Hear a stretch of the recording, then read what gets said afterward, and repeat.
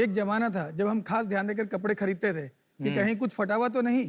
एक जमाना वो भी था जब हम खास नाप देकर कपड़े सिलवाते थे ताकि फिटिंग सही मिल सके। लेकिन आज जमाना अलग है, हम ढूंढ ढूंढ कर फटे हुए कपड़े खरीदते हैं क्योंकि वो कूल दिखते हैं। आज ओवरसाइज यानी बैगी और लूज फिटिंग का ट्रेंड चल रहा है और ऐसे ही लोगों को और कूल बनाने के लिए हमने लॉन्च किया है Gavin Paris, where fit doesn't matter. नमस्ते साक्स, मैं किशोर जराम का, मैं कोलकाता से हूँ। नमस्ते शार्क्स, मैं हूँ आशुतोष रॉय। गैविन पेरिस एक new age street wear fashion brand है जो हमारी यूथ के लिए हर टाइप के नए बदलते फैशन के हिसाब से कॉकी और स्टाइलिश कपड़े बनाती है। हम एक ओवर साइज ब्रांड है शार्क्स, प्लस साइज ब्रांड नहीं। साक्स, हमने गैविन पेरिस को इसी साल फरवरी में लॉन्च किया है और अभी तक हम 25,000 से ज़्यादा प्रोडक्ट डिलीवर कर चुके हैं और हमारी सारी सेल हमारी वेबसाइट के थ्रू होती है। Very nice. शार्क्स, हमारा विजन है स्ट्रीट वेयर की इस नीश को मेन स्ट्रीम बनाकर इस कैटेगरी का किंग बनना। और इस विजन को अचीव करने के लिए हमारी आस्क है 50 लाख रुपए के बदले 5% इक्विटी। सो साक्स, आप कूल ट्रेंड मत करिए miss with Gavin Paris. Kishore, Ashutosh, welcome to Shark Tank India season 2। Thank you sir. इस एरिया में कैसे घुसे? साक्स, मेरी सिस्टर का गारमेंट्स का काम है, वो लेडीज वेयर मैन्युफैक्चरिंग करती है, तो वहाँ से मेरे को भी ये लगा कि मेरे को अपना एक ब्रांड बनाना चाहिए। ये तो अभी स्टार्ट किया, उससे पहले क्या करते थे? सर, मेरा बिजनेस बैकग्राउंड रहा है। किस चीज का बिजनेस? मेरा पैकेज ड्रिंकिंग वाटर का मैन्युफैक्चरिंग प्लांट है। और अभी वो बिजनेस चल रहा है, बंद हो गया? जी सर, चल रहा है। कौन चला रहा है वो बिजनेस? वो हमारा फैमिली बिजनेस है, मेरे छोटे भाई है वो देखते हैं। ये हमारा 15 साल पुराना बिजनेस है। आपकी एज क्या है? 40 ईयर्स। और आप एक दूसरे को कैसे जानते हैं और आपका क्या बैकग्राउंड है? मैं एक फैमिली फ्रेंड के थ्रू आशुतोष से मिला था। Is CTO of our company. अच्छा, और आप क्या कर रहे थे इससे पहले? मैम, मैंने बीटेक किया है और बीटेक के सेकेंड ईयर में ही मैंने अपना एक स्टार्टअप किया था IT का, टेक ओरायन, क्योंकि मेरे को थोड़ा स्टार गेजिंग का बहुत ज़्यादा शौक था। क्या उम्र है अभी आपकी? मेरी 26 ईयर्स। और उसके बाद मैं जैसे कंपनीज को टेक सपोर्ट देता था, मार्केटिंग, डिजिटल मार्केटिंग, बहुत सारी कंपनीज के साथ काम किया। बीइंग इन लुधियाना तो मैंने को कपड़ों का काफ़ी नॉलेज हो गया था, बहुत सारे ब्रांड्स के साथ थे। फिर उसके बाद मैं किशोर से मिला तो हमारा बहुत अच्छा बॉन्डिंग हो गया। अब थोड़ा बिजनेस पे आते हैं, तो आपके टी शर्ट्स में कब से देख रही हूँ, इसमें अलग क्या है? और सिर्फ टी शर्ट्स बेचते हैं कि वहाँ वो एक नाइट सूट जैसे क्या क्या बेचते हैं? हमारी बेसिकली 4 कैटेगरीज हैं। पहला ओवर साइज टी शर्ट्स है, over size drop shoulder T shirts. दूसरा प्रिंटेड शर्ट्स हैं। तीसरा कोऑर्ड सेट्स हैं एंड चौथा पोलो टी शर्ट्स हैं। ओके। ये आपका ब्रांड नेम गैविन पेरिस क्यों है? आजकल तो यंग लोगों को चाहिए कि इंडियन ब्रांड्स को प्रमोट करें, तो अब इस 2022 में आप गैविन पेरिस क्यों रखोगे? मैम, यंग लोगों को चाहिए कि इंडियन ब्रांड प्रमोट करे, बट उनका सपना होता है गुच्ची और अरमानी पहनने का। एस्पिरेशन रहता है। अब एक चीज बताओ, मेरे को ये आपके डिजाइन तो बहुत अच्छे लगे। कुछ आपके पास सैंपल वगैरह है जो हम देख सकते हैं? मैं दिखाता हूँ।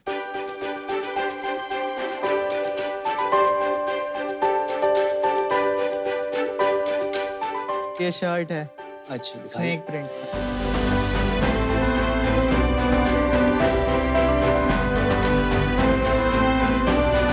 ये क्वालिटी तो अच्छी है। जी सर। बहुत अच्छी। कितने GSM का रेट है? 180 GSM। 180 GSM। Bio wash. Bio wash. और इसका प्राइस क्या होता है? रिटेल कितने में होती है? सर, हम 599 में बेचते हैं। डन। यार बॉस, आपकी क्वालिटी में तो अच्छे हैं। और ये क्योंकि जो हमने सारा क्वालिटी कंट्रोल अपने हाथ में रखा है और सारा ये हम कलकत्ता में करते हैं। कितने का है ये? मैम, ये 650 रुपीज ओनली। प्राइस के लिए बहुत अव्वल क्वालिटी है, पर आपकी ब्रांड सेंस नहीं समझ रही। एक चीज मैं पूछना चाहता हूँ, आजकल ये मेरे ऑफिस में भी सारे जो यंगस्टर्स हैं सब ये ओवरसाइज टी शर्ट पहनते हैं, बट ये कभी कभी क्या होता है ना, इनका बहुत जल्दी मूड चेंज हो जाता है।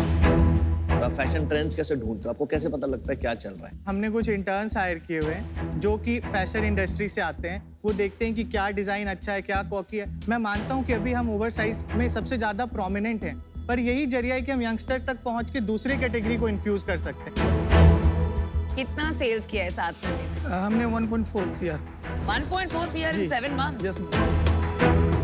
और वो भी केवल अपनी वेबसाइट से? जी जी और ये वेबसाइट पे मार्केटिंग आप करते हैं? जी जी जी। धंधा तो आप भी चलाते हैं प्रैक्टिकली? नहीं, हम दोनों मिलके चला रहे हैं। कितना पैसा बचता है? 60% ग्रॉस मार्जिन है। 1.4 करोड़ में घर में कितना बचा है ये बता। 18% हमारा प्रॉफिट। 28 लाख रुपया बचा। पिछले 3 महीने के सेल नंबर बताएंगे? हाँ, लास्ट मंथ के 25, उसके पहले 22 एंड उसके पहले 19, एंड एवरेज ऑर्डर वैल्यू से नीचे तक का बताइए। 950। हाँ, और फिर खर्चे बताइए, यूनिट इकोनॉमिक्स। एक टी शर्ट का हमारा बनाने का कॉस्ट 200 रुपीज है और acquisition cost 100 and average shipping cost 84। And GST होगा ना एक। हाँ, जीएसटी 5%।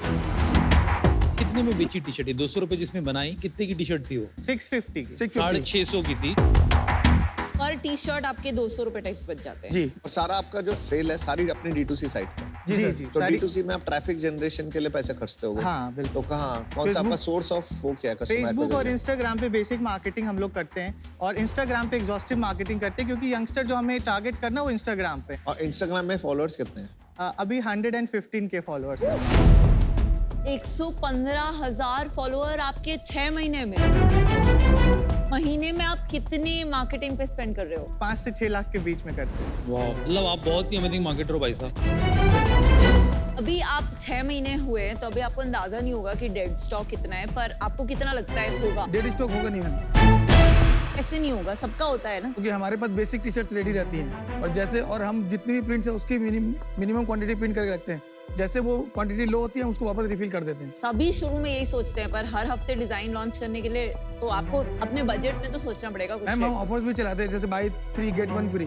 तो जो स्टॉक्स जैसे लास्ट में कुछ टी शर्ट बच गई 50, 100, 150, तो वो हम ऑफर्स के साथ निकाल देते हैं, तो डेड स्टॉक 0 हो जाता है। आपका जो टारगेट मार्केट है, ये एज ग्रुप क्या है? 18 से 24 के बीच में अच्छा। वो खरीदते हैं और जो कुछ सेल्स जो 25% सेल है वो 24 से 34 के बीच में भी आता है। और मेल और फीमेल का क्या स्प्लिट है? सर अभी फिलहाल मेल का 90% है और फीमेल का 10% है। इसमें सबसे ज्यादा प्रॉब्लम क्या आ रही है आपको इस इंडस्ट्री में आज की डेट में? आप देखो हमने जितना सेल्स किया है ना वो 13 स्टेट्स हमने नहीं किया सेल्स, क्योंकि जो नॉर्थ ईस्ट के 8 स्टेट है ना वहाँ डिलीवरीज के बहुत इश्यूज हैं। हमें उसके लिए गाइडेंस चाहिए। जो पहला इशू हम फेस करते हैं, हमें लगा कि अगर हमारे पास और फंड्स होंगे तो हम एक डिलीवरी सेंटर बनाएंगे। अभी हमारा जो डिस्पैच टाइम है वो 24 आवर्स का है और मेट्रो सिटी में हम 24 से 48 आवर में डिलीवर कर देते हैं अपना प्रोडक्ट।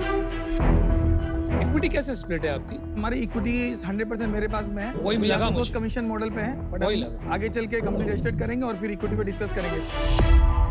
फिर कितना इक्विटी दोगे आप? फिर हम डिस्कस करेंगे बैठ के। नहीं, ये ऐसे थोड़ी आते हैं शार्क टैंक के भाई साहब। इसके बिना मैं एक कदम आगे नहीं रखूंगा, एक सवाल नहीं पूछूंगा। ऐसे हमारे में वर्बल जो डिस्कशन हुआ तो 10% इक्विटी का हुआ था। 10% इनको, 90% आप। जी जी आप अपनी टेक कंपनी अभी भी चलाते हैं और बाकी लोगों को सर्विसेज देते हैं? नहीं सर अभी नहीं कर तो रहा आपने हूँ। बिना इक्विटी डिस्कस करे अपने काम चालू कर दिया? 10% तो कर लिया था डिस्कशन आप साहब। उस पे सेटिस्फाइड थे 10% पे? जी साहब, क्योंकि इसको बहुत बड़ा बनाना है। 10% बहुत है। मैंने कोई इन्वेस्टमेंट नहीं किया है साहब, तो मेरे लिए 10%। आपने कितना इन्वेस्टमेंट किया? 50 लाख रुपए। 50 लाख में 90% कंपनी इनके पास है, आप 10% लेके खुश हैं। जी कमीशन, आपने बोला कमीशन लेते हैं आप इनसे? जी हाँ। क्या कमीशन है, क्या सर अरेंजमेंट है? साक्ष हमने जैसे कि अभी तो प्रोप्राइटरशिप थी तो इक्विटी का कोई मतलब था नहीं, हाँ। तो हमने सेल्स पर प्रोडक्ट कर लिया। कितना लेते हैं आप? मैं 25 रुपीज लेता हूँ 25 रुपए पर सेल। पर प्रोडक्ट। अब पार्टनर का हुए, आपने तो एक रॉयल्टी डील कर ली सर इनके साथ। जब कंपनी रजिस्टर्ड करेंगे तो फिर वो इक्विटी में कन्वर्ट हो जाएगी। आशुतोष, सैलरी तो ये देते नहीं है जी। 25 रुपए कमीशन देते हैं, तो महीने का कितना कमा लेते हैं? अभी 1 लाख रुपए तक कमा लेता हूँ। यार आप है ना बहुत मासूम लगते हो मुझे, और आप कुछ ज्यादा ही स्मार्ट लग रहे हो मुझे।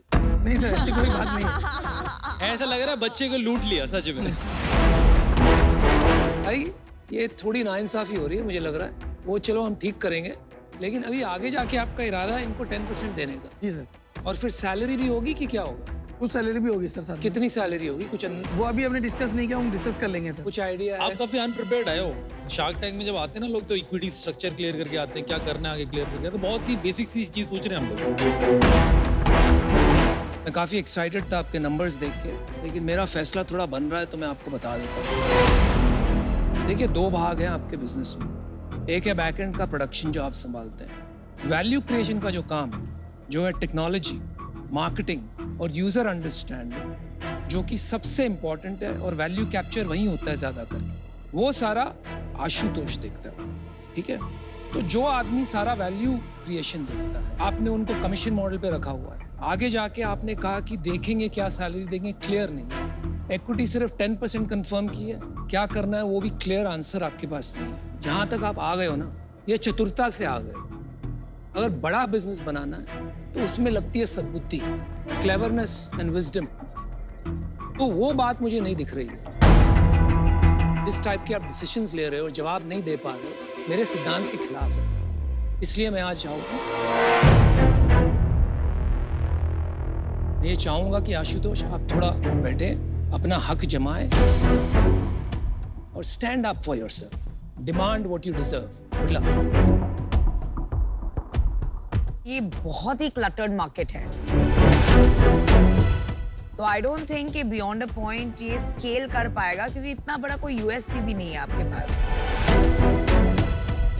And for that reason I am out.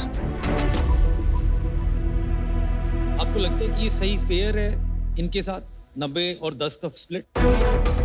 साक्ष, अगर आपको लगता है गलत है तो हम इसको रिस्ट्रक्चर करने के आपको क्या तैयार हैं। लगता है? मुझे क्या लगता है, उससे फर्क नहीं पड़ता। Will make it 20।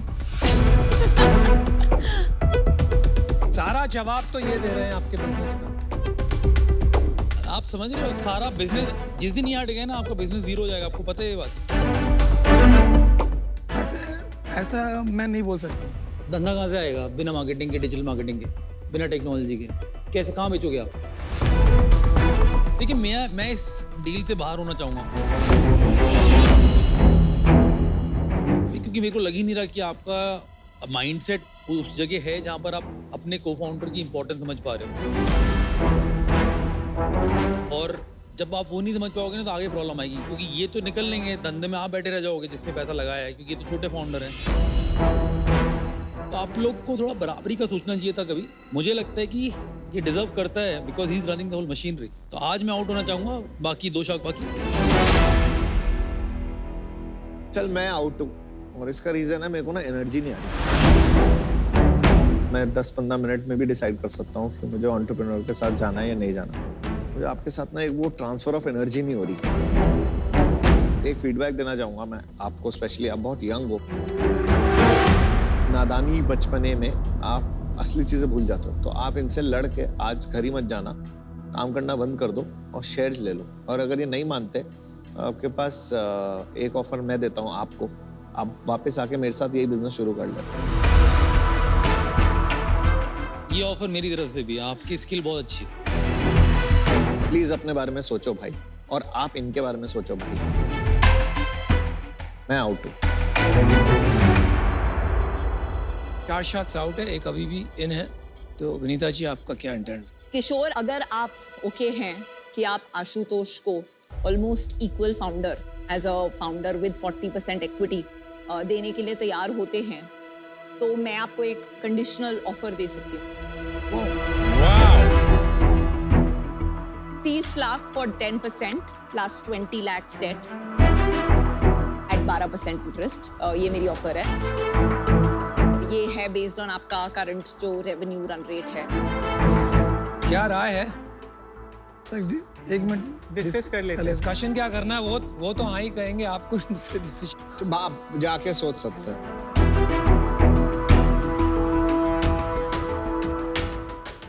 इक्विटी बोल रहे देने के लिए 10%। नहीं 10% उनको चाहिए। तुमको 40% बोल रहा ना, और कोई मतलब नहीं था ना। विनीता, हाँ ये डिजिटल मार्केटिंग कंपनी है, हाँ ये फैशन कंपनी नहीं है। इनसे हाँ। कुछ भी बिकवा सकती है। And is a good guy for selling anything for your company also, by the way.